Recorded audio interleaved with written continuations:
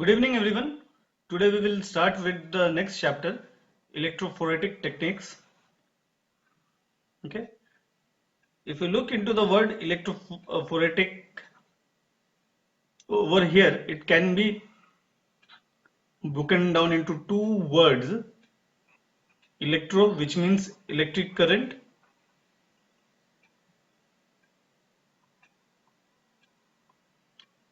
and the word phoretic, it comes from phoresis, which means separation.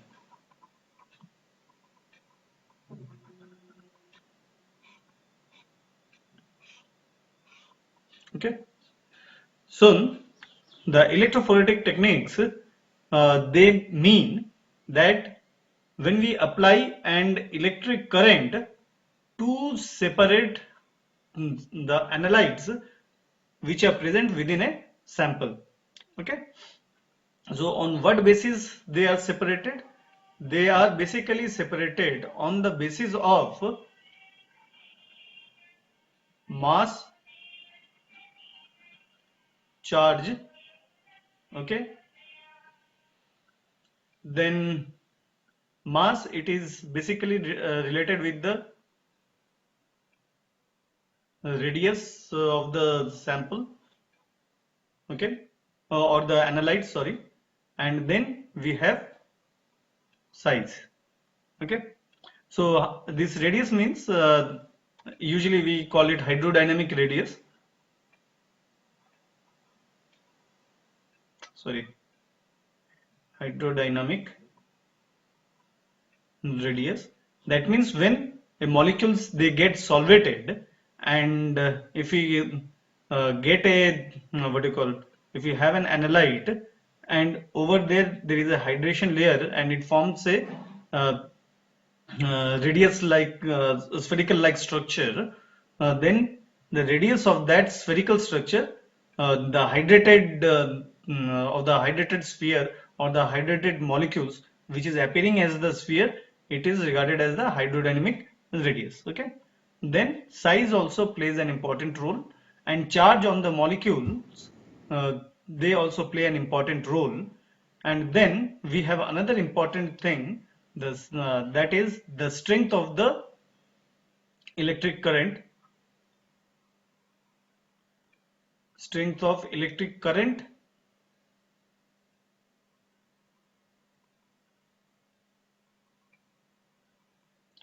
or field, okay, and then viscosity of the medium.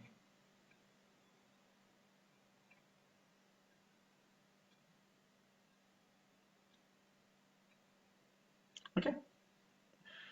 So these are some of the important parameters which play an important role in the separation process. Okay.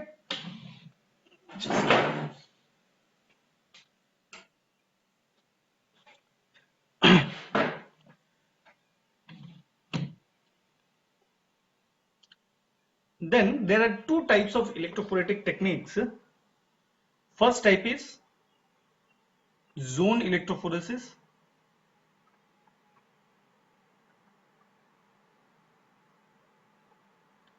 and the second type is moving boundary electrophoresis.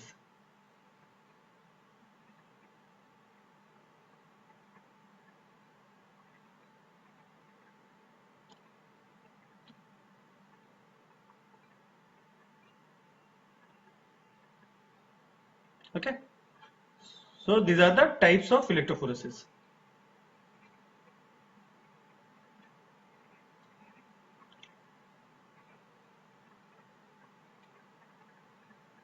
Okay. So this you need to know. Under the moving boundary electrophoresis, we have capillary electrophoresis.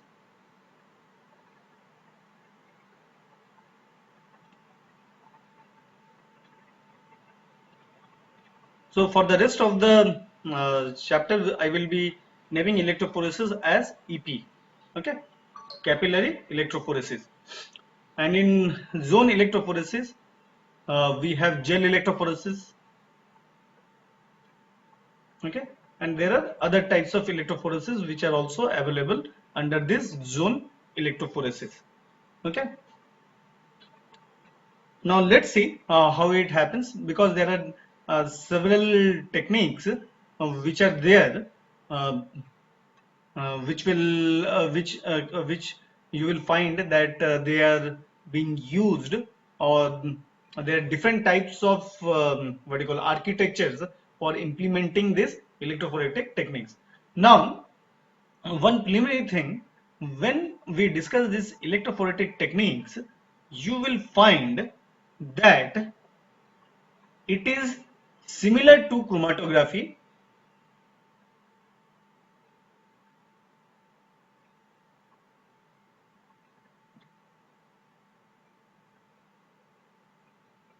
Many of the techniques you will find they are similar to chromatography, but over here the separation is mainly due to the application of the electric field.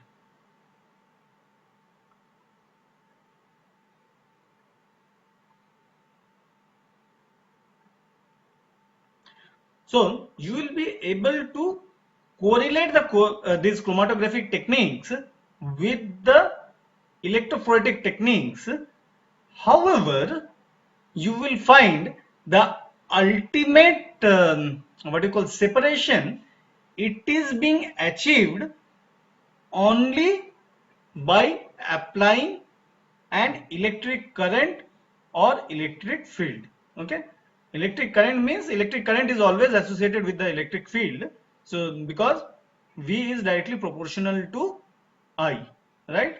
So you may say electric, you are applying an electric field, you may say you are applying an electric current, both are the same thing. Okay, now what is happening over here is that, as I said, the separation of the analytes that are present within a sample.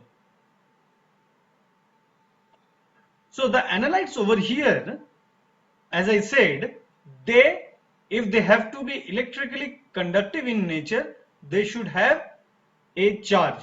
Okay, and these analytes are quite commonly referred to as charged particles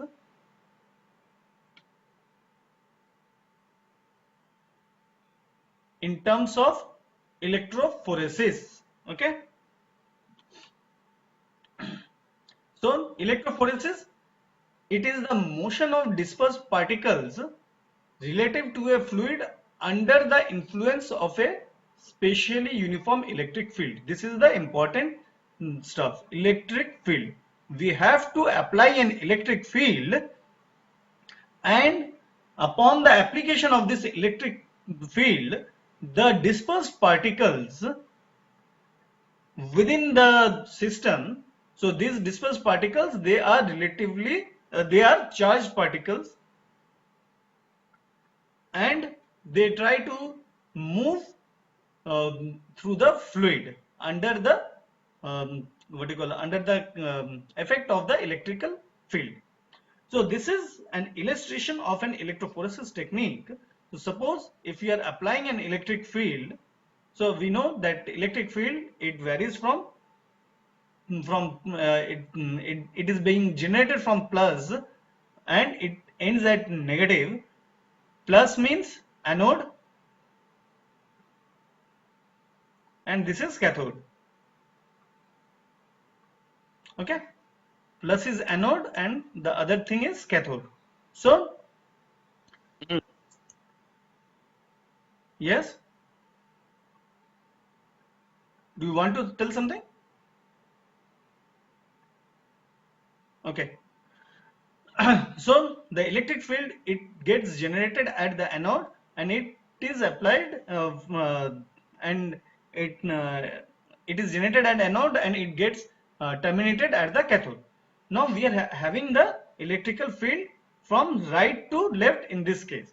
Okay, now when there are charged particles, say the cation, what this anode will do, this anode, it will push this charged particle, this cation, towards the cathode and while it is moving, what it is doing?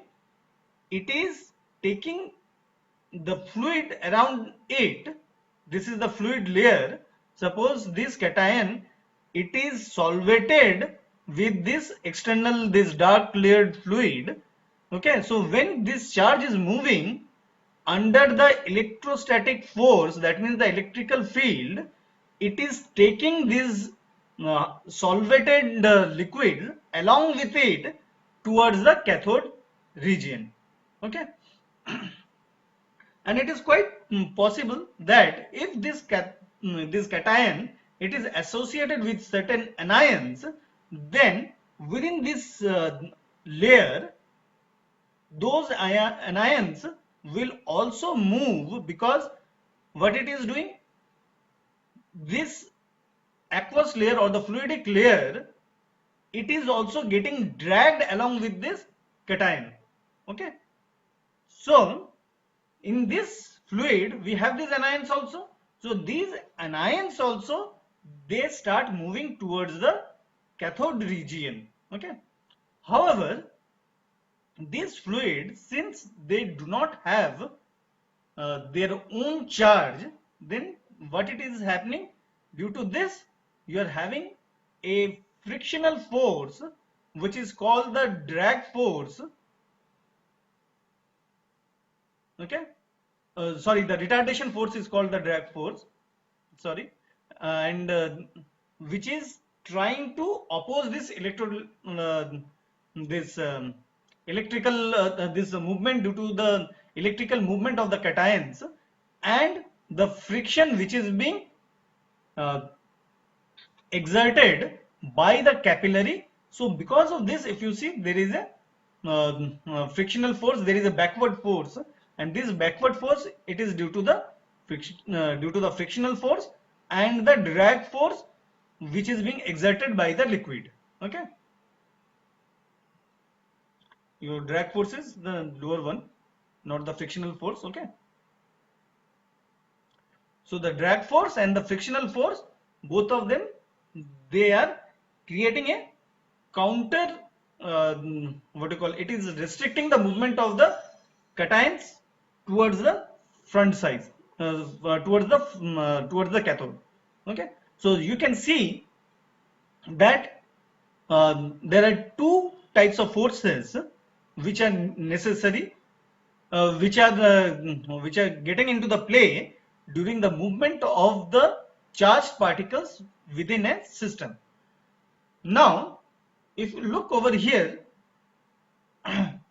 these forces, they are also dependent on the electrical field. So there is a critical limit, which is which needs to be achieved. Critical limit of what? Critical limit of the electrical field.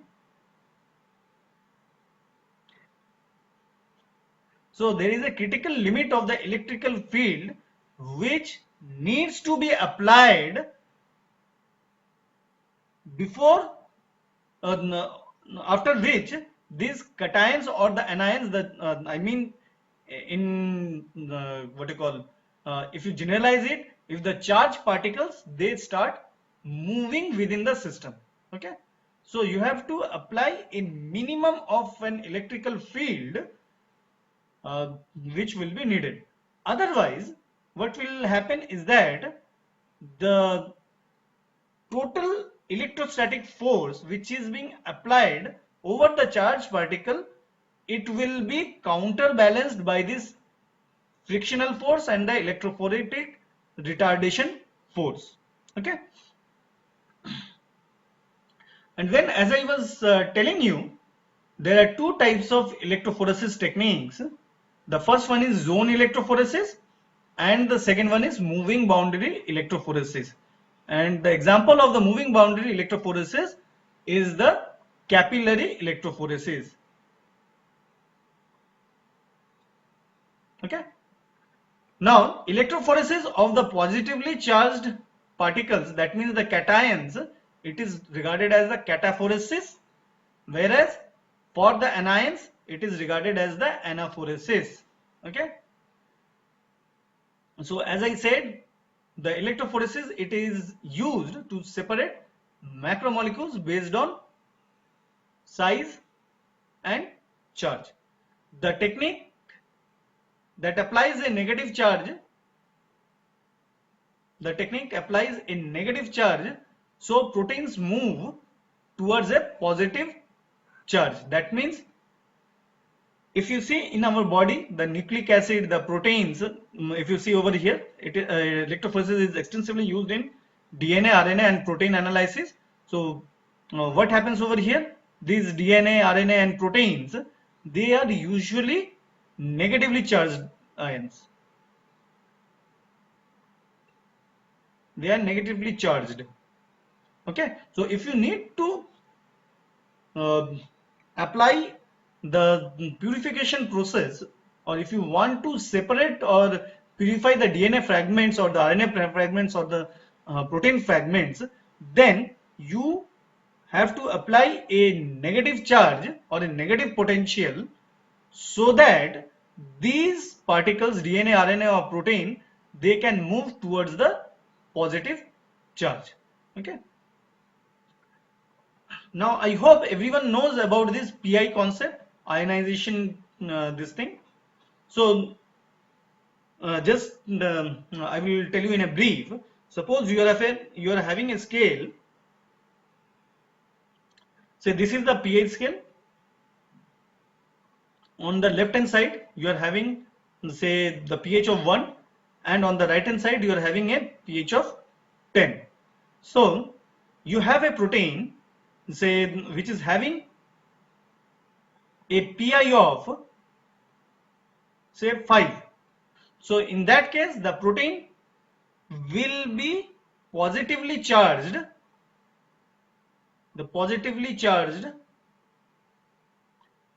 at the region 1 to less than 5. Okay. Then at PI it will be neutral, and at pH greater than 5 it will be negatively charged. Okay. So any compound, if it is a charged molecule, then it will definitely be having a PI. Especially it is true in for the case of DNAs, RNAs and proteins, where we have both amino group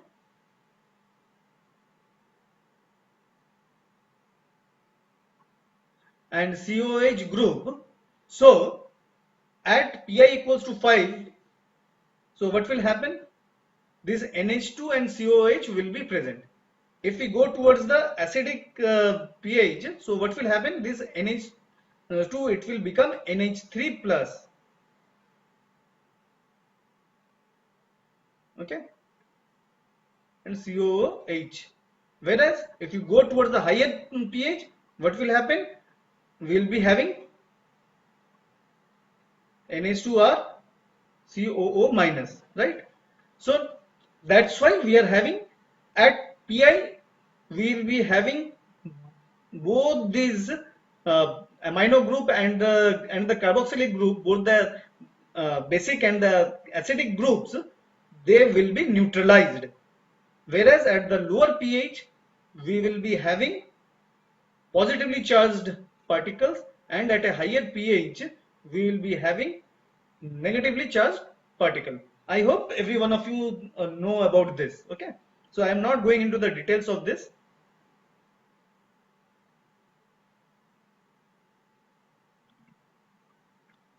Now, types of electrophoresis.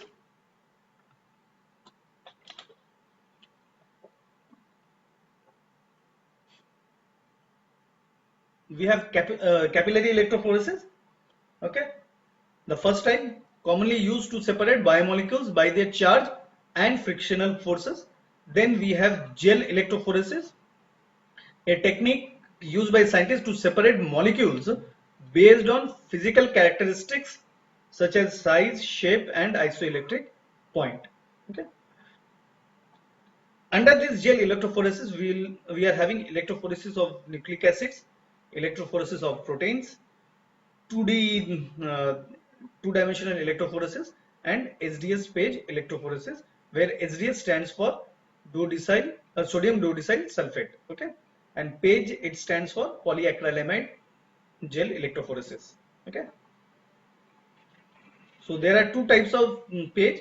One is normal page, polyacrylamide gel electrophoresis, and there is another SDS page where we have sodium duodecyl sulfate, which is used to denature the protein so that the secondary structure, it is being broken down and we get a linear chain protein, and that helps us in understanding the linear, what do you call,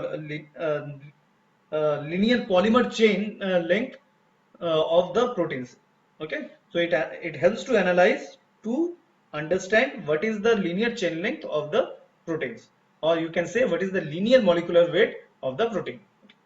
Then we have affinity electrophoresis, which is used to separate and characterize biomolecules based on their molecular characteristics through binding to another biomolecule, okay. And then we have immunoelectrophoresis, which is used to separate and characterize biomolecules on basis their molecular characteristics as well as binding of antibodies, okay. So if you see, these two are somewhat interrelated. So in today's class, we will be basically restricting ourselves to the capillary electrophoresis.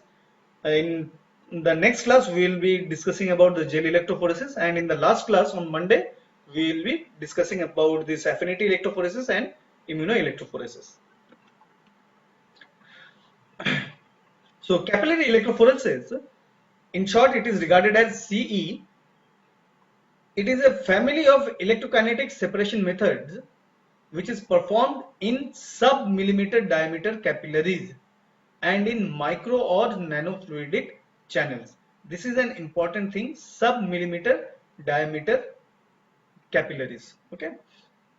So it is basically, when we talk about these capillaries, what is a capillary? Capillary, you will find it is a cylindrical structure, okay, and we are having this diameter, which is the internal diameter of this tube, it is very small. In case of this capillary electrophoresis, it is approximately in the range of 10 to 100 micrometer, okay. So you can see it is quite narrow. This capillary is quite narrow, right? As a matter of fact, the human hair, it is having a, what do you call, a diameter of approximately 100 micrometer, okay. So you can find out what is the you can compare what is the internal diameter of the what do you call, this capillary of the capillary which is used for the capillary electrophoresis, okay. Very often C refers to capillary zone electrophoresis, but other electrophoretic techniques include capillary gel electrophoresis, capillary isoelectric focusing, capillary isotachophoresis, and micellar electrokinetic chromatography, okay, which belong also to this class of methods. Okay. In C, analytes migrate through electrolyte solution under the influence of an electrical field, okay. Analytes can be separated according to ionic mobility and or partitioning into an alternate phase via non-covalent interactions. Additionally, analytes can be concentrated or focused by means of gradients in conductivity and pH, okay. Analytes can be concentrated or focused by means of gradients in conductivity and pH, okay. So this is an important this is an additional thing which we can have. So basically when you talk about this pH, analytes can be concentrated or focused by means of gradients in conductivity or pH. I can tell you an example of this pH. For pH, you will find IPG strips. What is IPG? I stands for immobilized pH gradient strips. Okay, so these are basically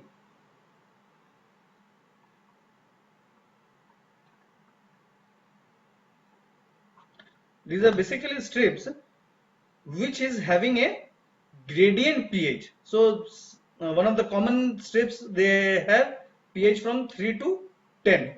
So you will be having 3 to 10. So 3, 4, 5, 6, in this way you will be having the pH. Now what you have to do? You have to apply your sample on the strip, and then you have to apply the potential across this strip. And when you apply the potential across this strip, according to the pH, the molecules, they will move towards the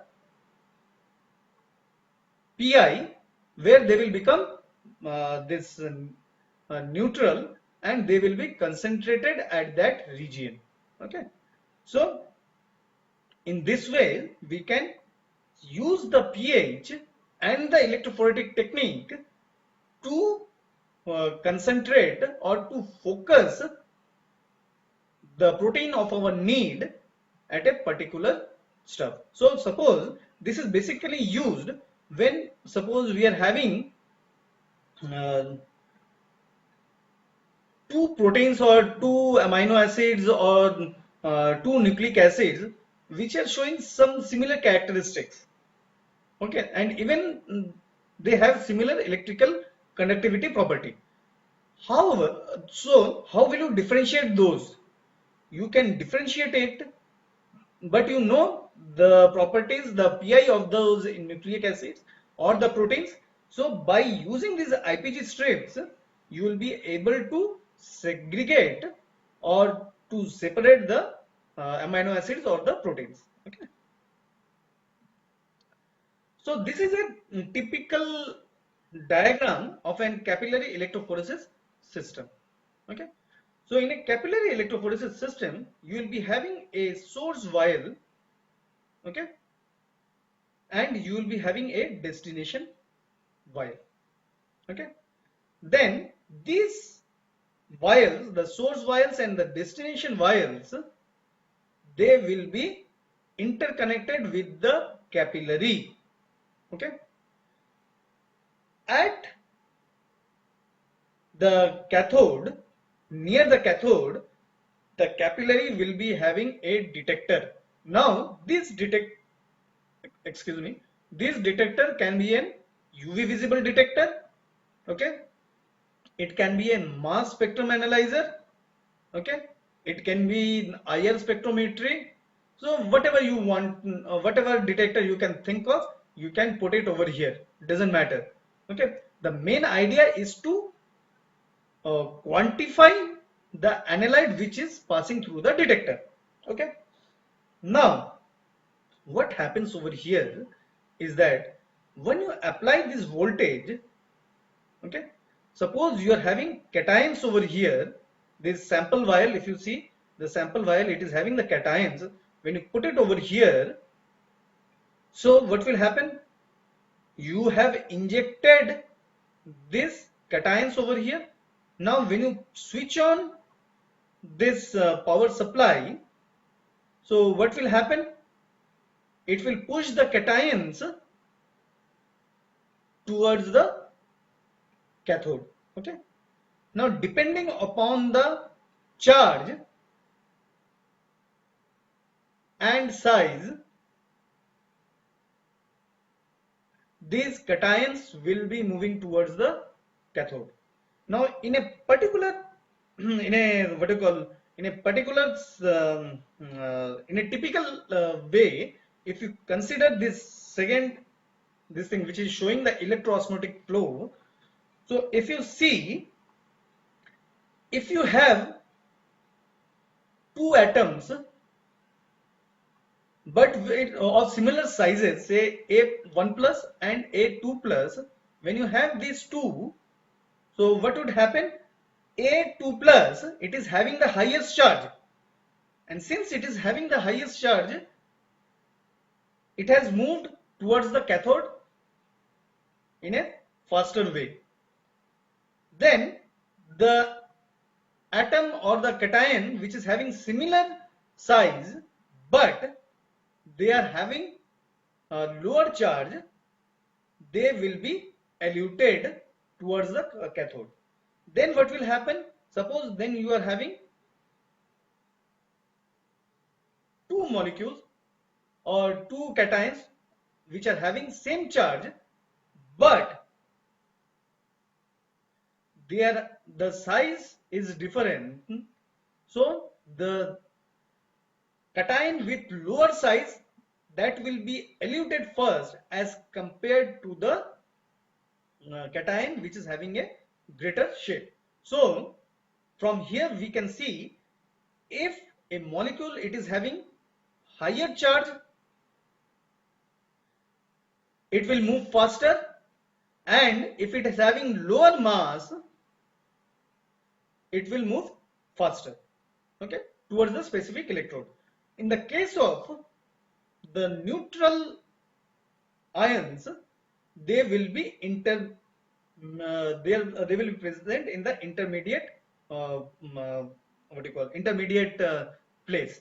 And after that, again, if you see, the highest charge, then the lower charge, then the larger size anion. Okay, so towards the anode you will be having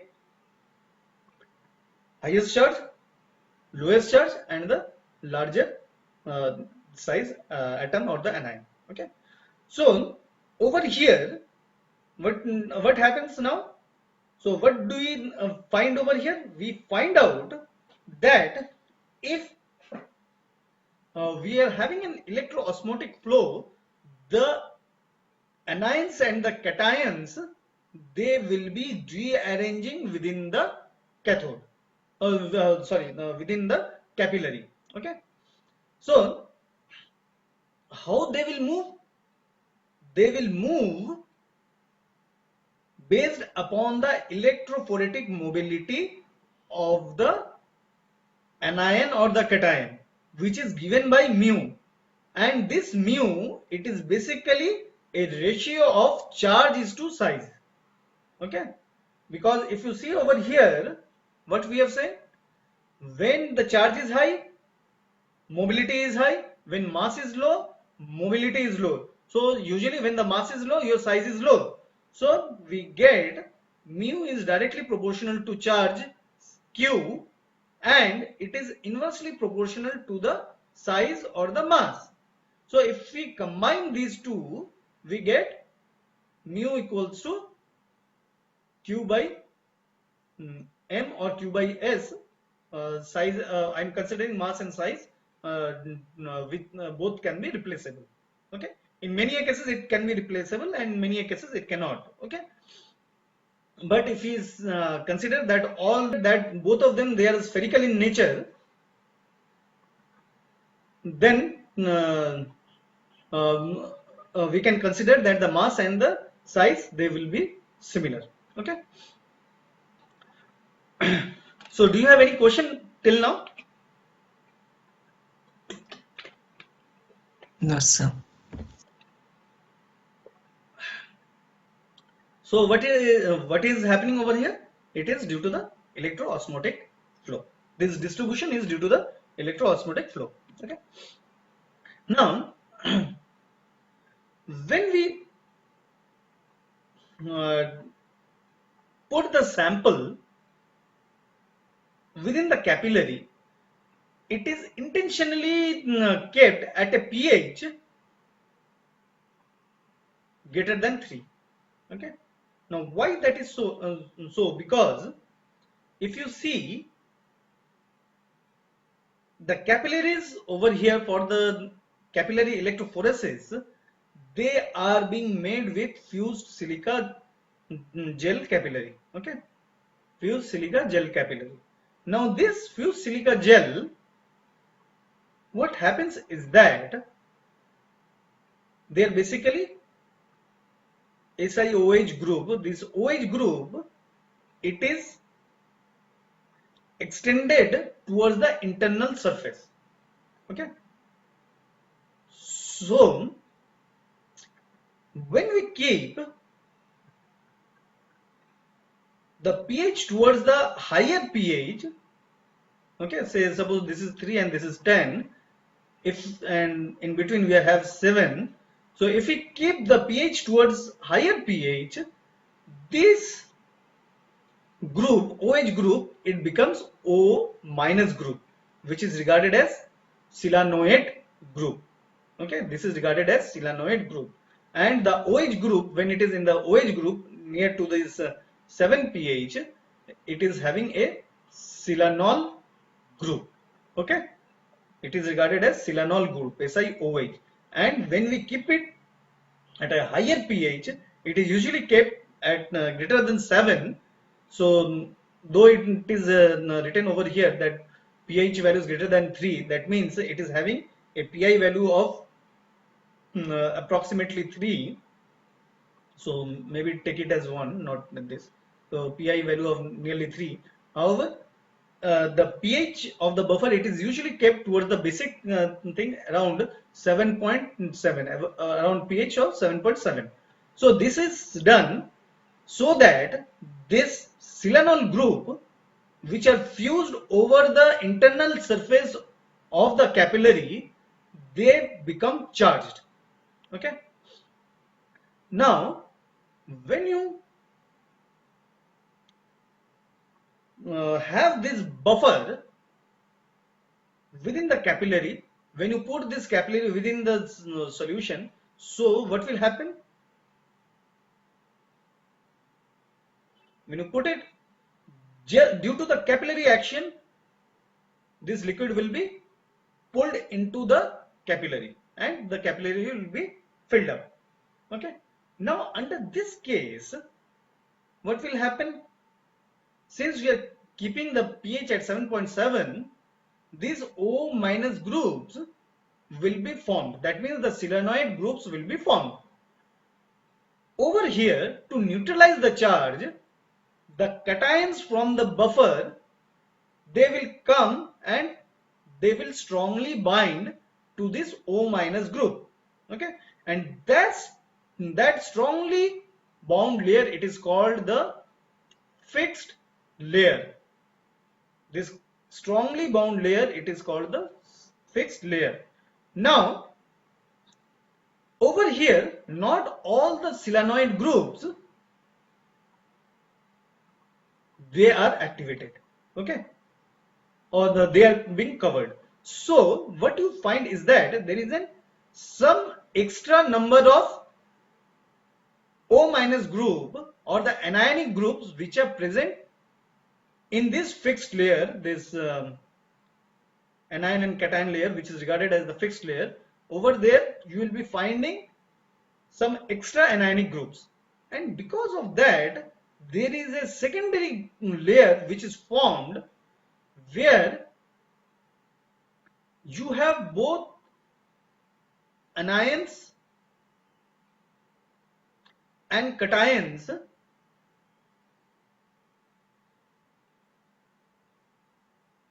However, what is happening? Due to the electronegativity of the selenoid group, there are some extra cations over here. Okay, so this layer is called the diffuse layer.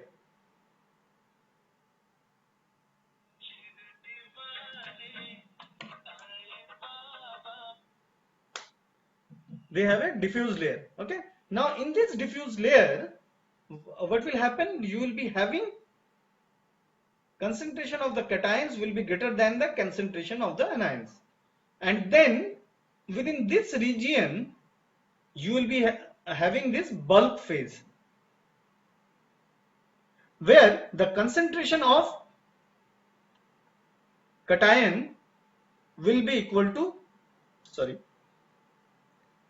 concentration of the anions.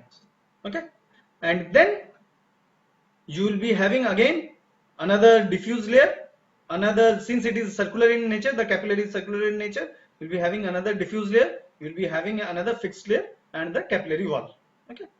Now, when you apply this electrical field and you apply through the anode and cathode, what happens is that fixed layer, as the name suggests, it will be fixed.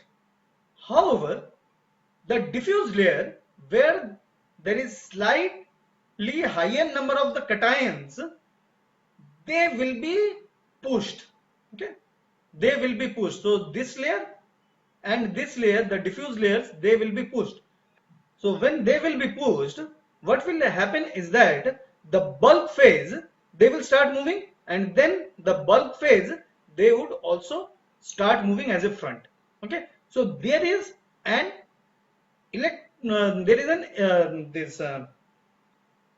electrophoretic movement of the buffer from the anode to the cathode. Okay, so if you consider a stuff over here like this, if you have this capillary and then you have the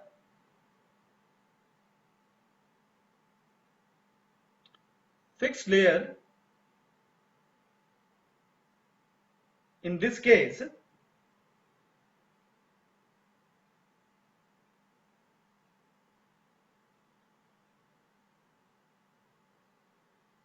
suppose this is a pocket of the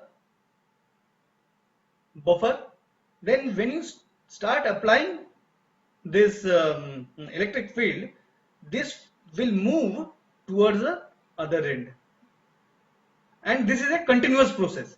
Okay, so this is a continuous process. So there is an active movement of the buffer from the anode to the towards the cathode. Okay, are you getting my point? So in this way there is the movement of this one, and apart from that there is also the electroosmotic field. Okay, so this is what it is. It has been explained over here. So electroosmotic flow is observed when an electric field is applied to a solution in a capillary that has fixed charges on its interior wall. Charge is accumulated on the inner surface of the capillary when a buffer is placed inside the capillary. In a few silica capillaries, silanol groups attached to the interior wall of the capillary are ionized to negatively charged silanoid groups at pH values greater than 3. Okay. The ionization of the capillary wall can be enhanced by first running a basic solution such as sodium hydroxide or potassium hydroxide through the capillary prior to introducing the buffer solution. And why this is needed, I have already explained you, because this will allow you to generate more and more silanoid groups. Okay, attracted to the negatively charged silanoid groups, the positively charged cations of the buffer solution will form two inner layers of cation, the called the diffuse double layer. Okay, so this is regarded as the electrical double layer. Okay, electrical double layer or the electrical double layer. Okay, on the capillary wall as shown in figure this one. The first layer is referred to as the fixed layer because it is held tightly to the silanoid groups. The outer layer, called the mobile layer, is farther from the silanoid groups. The mobile cation layer is pulled in the direction of the negatively charged cathode when an electrical field is applied. Since these cations are solvated, the bulk buffer solution migrates with the mobile layer, causing the electroosmotic flow of the buffer solution. The rate of EOF is dependent on the field strength and the charge density of the capillary wall. The wall's charge density is proportional to the pH of the buffer solution. The electroosmotic flow will increase with pH until all the available silanols lining the wall of the capillary are fully ionized. Okay. Other capillaries, including Teflon capillaries, also exhibit electroosmotic flow. The EOF of these capillaries is probably the result of adsorption of the electrical charged ions of the buffer onto the capillary wall. Okay. So, what is the advantage? During a laminar flow, you will find that at the center the velocity is higher, and as you go towards the capillaries, there is a curved movement. There is this parabolic kind of front which is moving. However, in the electroosmotic flow, you will be having in the bulk phase a straight front. So the solvent moves as a packet, as a rectangular like packet. It moves something like this, and due to this reason, what happens is that, so if you see, so we are having two kind of things. Initially, when you are applying this thing, the anions and the cations, they are rearranging, and along with that you are having the electroosmotic flow. Okay, so combining these two, what you will be getting is that you will be getting the illusion of the analytes, sorry, in a sequential manner,